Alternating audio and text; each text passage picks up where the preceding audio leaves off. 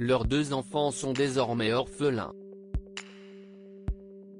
Ce jeudi 25 mars, Bertrand Tavernier est mort à l'âge de 79 ans, dans le Var.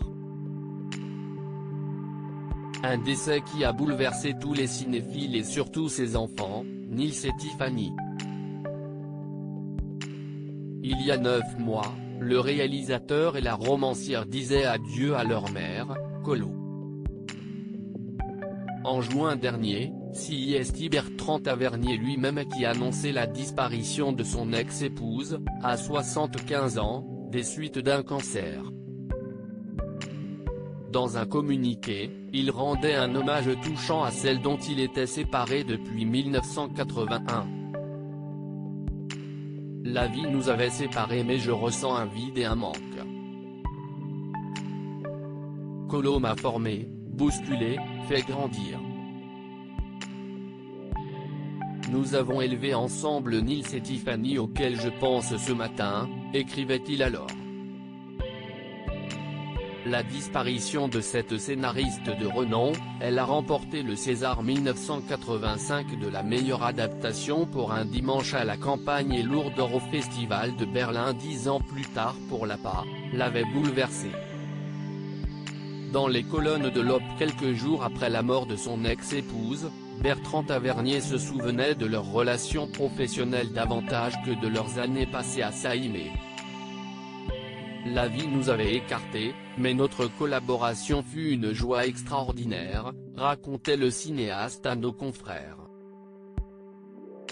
Un jour, Colo m'a donné à lire un poème que j'ai trouvé poignant et intégré à des enfants gâtés. Je lui ai dit, il faut qu'on écrive ensemble. C'était pour une semaine de vacances. Mais à l'époque, Colo Tavernier ne croyait pas en son talent. Elle était réticente, avait si peu confiance en elle que je l'enfermais dans la cuisine pour travailler.